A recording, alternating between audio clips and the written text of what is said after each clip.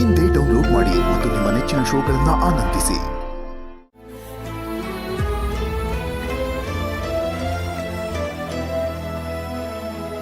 ಸುಬ್ರಹ್ಮಣ್ಯ, ಯಾಕೋ ಇಷ್ಟು ನೊಂದ್ಕೋತಾ ಇದ್ದೀಯ? ನೀನು ಅಂದರೆ ಮನೇಲಿ ಎಲ್ರಿಗೂ ಪ್ರಾಣ. ಕಂಡ್ದೇವ್ರ ಕೈ ಮುಗ್ದು ಹರಕೆ ಹೊತ್ತು ನೀನನ್ನು ಪಡ್ಕೊಂಡಿದ್ದೀನಿ ಕಣೋ. ನಾನು ಜೀವನ ಅಂದರೆ ಇಷ್ಟೇ. ನಾವು ಅಂದ್ಕೊಂಡಾಗೆ ಏನೂ ಆಗಲ್ಲ. ಜೀವನನೇ ಮುಗ್ದೋಯ್ತು ಅಂತ ಅಂದ್ಕೊಂಡಾಗ ಆ ದೇವರು ಅನ್ನೋನೊಬ್ಬ ಇರ್ತಾನೆ, ನಮ್ಮ ಬೆನ್ನು ಕಾಯ್ತಾ ಇರ್ತಾನೆ. ಅವನೇನೇ ಮಾಡಿದ್ರು ನಾವು ಚೆನ್ನಾಗಿರ್ಬೇಕು ಅಂತಲ್ಲಪ್ಪ ಅವನಿಚ್ಛೆ. ಅಂದರೆ ಇದೆಲ್ಲ ದೈವಿಚ್ಛೆ ಅಂದ್ಕೊಂಡು ನಾನು ಸುಮ್ಮನೆ ಆಗ್ಬೇಕಮ್ಮ? ಯಜಮಾನ್ರೆ ನನ್ನ ಮೇಲೆ ಇಟ್ಟರೆ ನಂಬಿಕೆನ ಕಳ್ಕೊಬೇಕಾ ನಾನು? ಇದರಲ್ಲಿ ನಂಬಿಕೆ ಕಳ್ಕೊಳ್ಳುವಂಥದ್ದು ಏನೋ ಇದೆ. ಕೈಯಲ್ಲಿ ವಜ್ರ ಇಟ್ಕೊಂಡು ಅದೃಷ್ಟ ಏಟಕ್ತಾ ಇಲ್ಲ ಅನ್ಕೊಳ್ಳೋದು ನಮ್ದು ಅರ್ಥನ ಅಲ್ವೇನಪ್ಪ?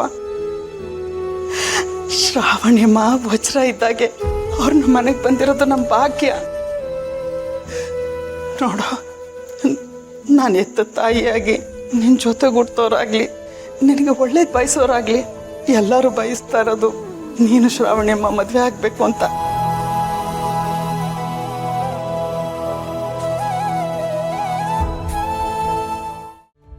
ನಾನು ನಿನ್ನ ಹತ್ರ ತುಂಬ ಮುಖ್ಯವಾದ ವಿಷಯ ಮಾತಾಡಬೇಕು. ನಂತವನ? ಅದೇನು ಅಂತ ಹೇಳಿ ಅಕ್ಕ. ಸಾವಿತ್ರಿ, ನೀನು ದೊಡ್ಡಮ್ಮ ಅವ್ರ ಜೊತೆ ಹಳ್ಳಿಯಿಂದ ಇಲ್ಲಿಗೆ ಬಂದಿದ್ಯಾ. ನೀನು ನಿಂದೇ ಪ್ರಪಂಚದಲ್ಲಿದ್ದವಳು. ಮೋಸ, ಸುಳ್ಳು, ಕಪಟ, ನಾಟಕ ಇದು ಯಾವುದು ಗೊತ್ತಿಲ್ಲದೆ ಇರೋಳು. ನಿನಗೆ ಯಾವುದೇ ಕಾರಣಕ್ಕೂ ಯಾವುದೇ ರೀತಿಯಿಂದ ಮೋಸ ಮಾತ್ರ ಆಗಬಾರ್ದಮ್ಮ.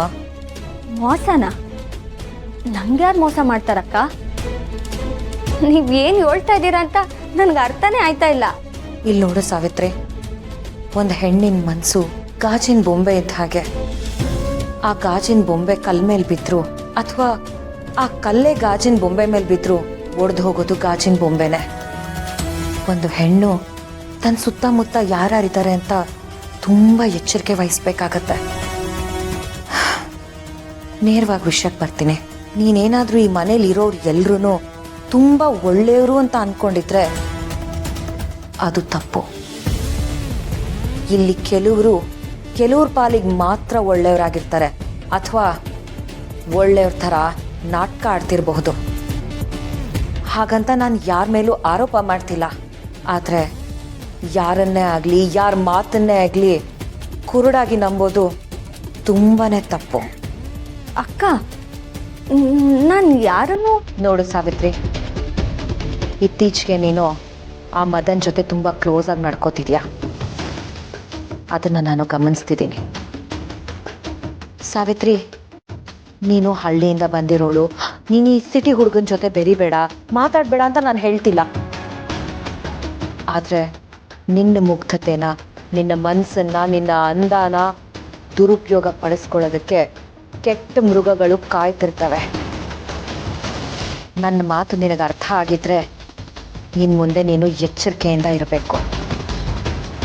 ನೋಡು ಸಾವಿತ್ರಿ, ನಾನು ಒಂದು ಹೆಣ್ಣಾಗಿ ಮುಂದೆ ನಡೆಯುವಂಥ ಅನಾಹುತಗಳನ್ನ ತಪ್ಪಿಸೋದಕ್ಕೋಸ್ಕರ ಈ ಮಾತನ್ನು ಹೇಳ್ತಾ ಇದ್ದೀನಿ. ಆ ಮದನ್ ಬಗ್ಗೆ ಹುಷಾರಾಗಿರೋ.